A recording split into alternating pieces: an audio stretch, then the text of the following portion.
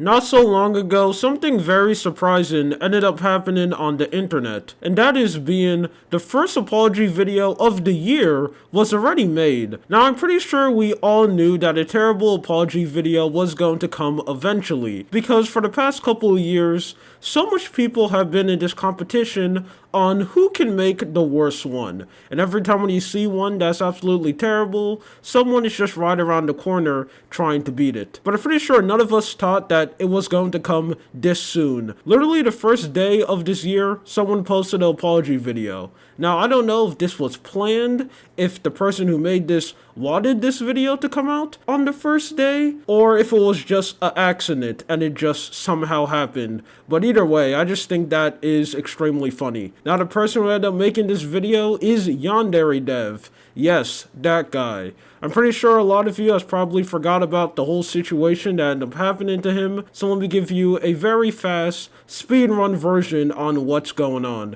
So I think this was like 3 months ago. He got in a lot of drama for talking to an underage fan in very bad ways. Now, this is something that's not really that surprising, especially when it comes from the gaming community. I don't know what's going on in that space, but they have just been having a really bad problem of just a lot of the content creators in that space just doing absolutely terrible things and just being really weird groomers. And this just looks like another one to be added on the list. Now, when this drama ended up coming out, it was really bad for him. He was getting made fun of constantly, and that's because a YouTuber ended up posting a video basically exposing him and showing all of the DMs and voice calls he ended up having with this underage fan. And after that, he kind of just ran away from the internet, and we all thought that he was going to be gone. He is just never going to come back, and his game, Yandere Simulator, is just never going to be made.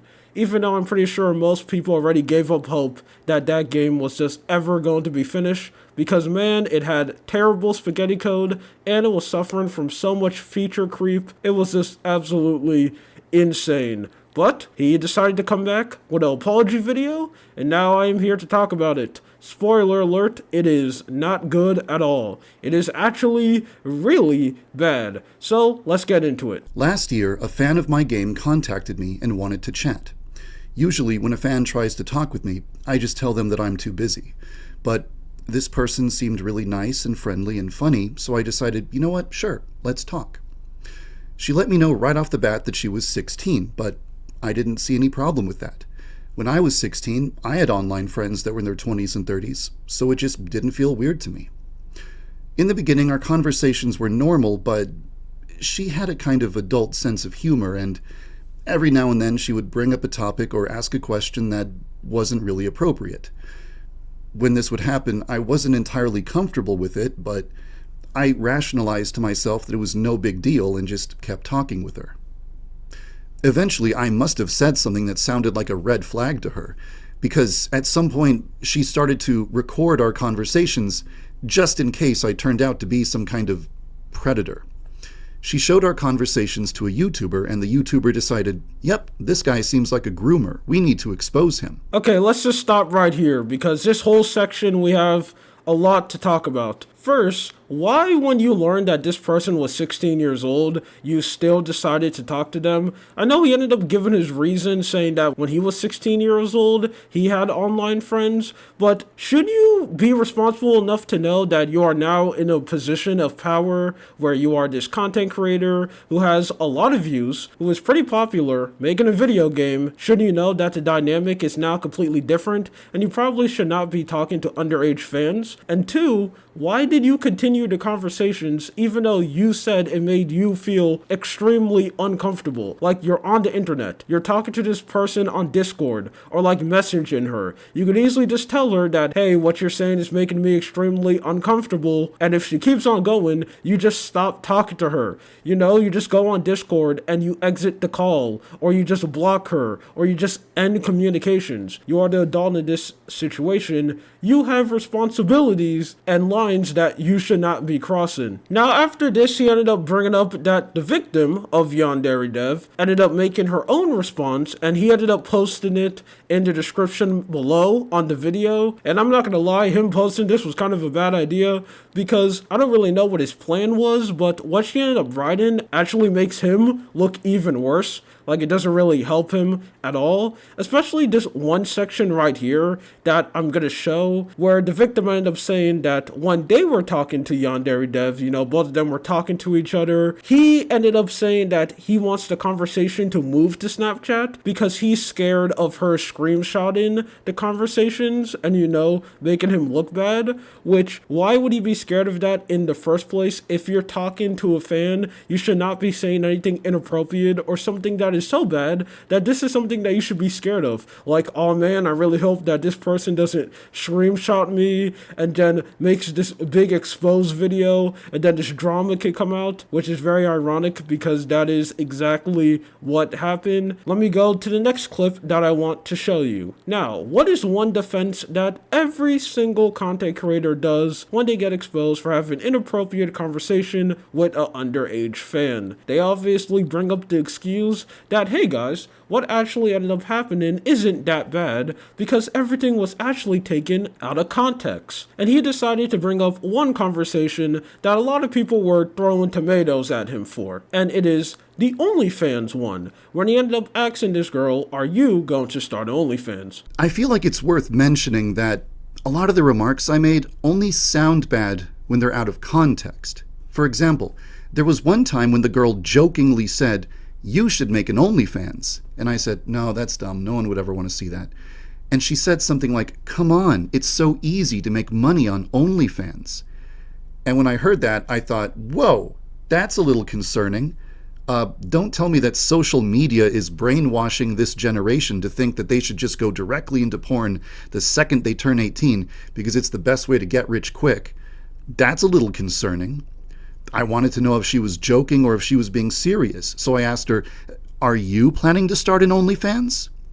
And of course, the YouTuber used the recording of me saying, are you planning to start an OnlyFans? To frame me as someone who initiates horrifically inappropriate discussions with children. Now, even with the full context of this conversation, it is still extremely bad. This is something that you should not be talking about with a minor. And plus, all the conversations that we found from the YouTuber and also from other sources, it doesn't even help his case at all. Even with context, these conversations are still extremely bad and they should not be happening at all. But I still think it's extremely funny that that's the one excuse that he ended up using. Like, when I was watching the video, I was just waiting for him to pull the, it's actually not that bad. And with context, all the weird stuff that I ended up bringing up, it's actually not really that bad. You just need to see the full story. Part of me that wants to go point by point down the list of every single questionable or suspicious thing I said and provide context for absolutely everything, but that's not really the main issue here. For one thing, a lot of the stuff I said is just weird no matter what the context is. I'll just admit it.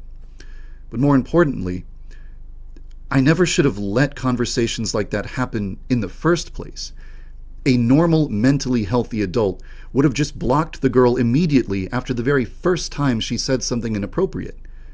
But I didn't. Now, this part is very interesting to me, that he actually doesn't want to go word by word and show us every single conversation. I think that is something that he should do. This is a man where every time when he writes a blog or shows people update to his games, he will write so much talking about something that doesn't even matter at all. Like, he will add a brand new shoe to the game, or like a pet hamster, and you will get like a very long Wikipedia article saying why this is an amazing idea and why he decided to do this. Now, this is the time where you go and do something like that. Like, right now, you should be showing us the whole conversation you had with this fan. Because something that he doesn't do for this whole video is show any receipts. He doesn't show any Discord calls. He doesn't show nothing from Snapchat. He shows us nothing, him or the victim, which I just think is extremely weird, because the whole purpose of this apology is to basically